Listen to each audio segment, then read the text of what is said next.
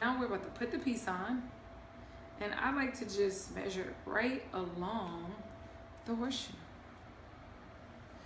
You just sort of measure it around, and it pretty much lays really nice and flat. And then I kind of go in and I really make sure that you cut off these edges nice and close to the edge, because any little area will show the lace.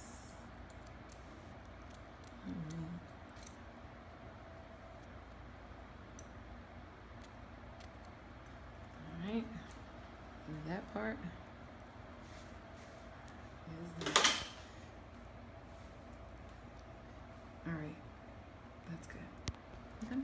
We've laced everything around the edges. I've sewn everything down because in her case, like she said, she's gonna be wearing this for like a week and a half, 2 weeks. She just wanted something quick so she could just wake up and go. So around the edges, because it's not custom, and that's what most people don't understand, like unless your piece is custom, it's not gonna fit your head exactly to fit. So if it's custom, it's gonna cost you a little bit more. If it's not custom, then it's customer friendly. But it's not really one size fit all. It's small, medium, and large. And in this case, this one is a medium. Her head is not too small, but it's not too big either. So you wanna get them where they kind of are one size fit all. So what I do is right here, it's a little bit bigger. If I went closer, of course I can get it right along the edge. But because I want her to have a little versatility, I'm gonna do, so I wanna leave out a little bit more edges, and I'm gonna do what I call like a tuck and roll. And this tuck and roll, you guys are really familiar with it because I talked about it in my last video, where you can bobby pin it along the edges with the French pins like I showed you guys.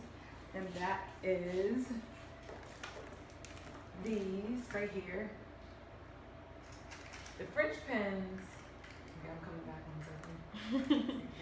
The French pins are the really thin ones without the little tips at the ends. The reason being because you can jam through the lace better through with these little French pins, okay? So the reason is you can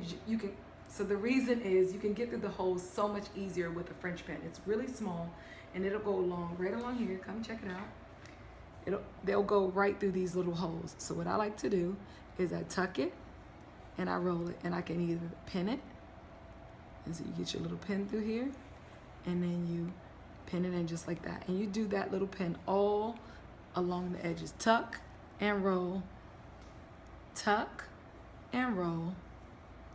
So when you go to flip back, look at that. It's nice and seamless. In her case, I'm gonna sew it down because again, she wants to keep it a little bit longer. So a week or so will be just fine. She doesn't want to do too much shampooing it. You don't want to do all of those things. You just want to really have something that's easy to maintain, and you just might want a little change. So here you go. For the professionals, I'm gonna sew it on. So again, I do a little tuck. I like to tuck the lace a little bit around the braid and roll.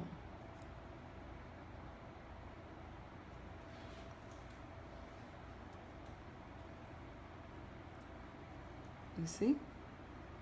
I see how I tucked it and rolled it. And I'm doing that all along the edge.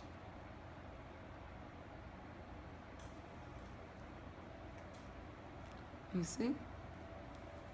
It's a little tuck and roll. If you notice, I'm just doing a little bit of tucking right here. You see? Tuck and roll. And even I grab it even with the needle and roll.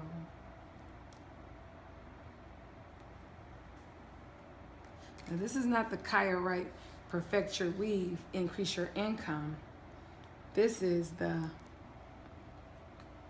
do it yourself at home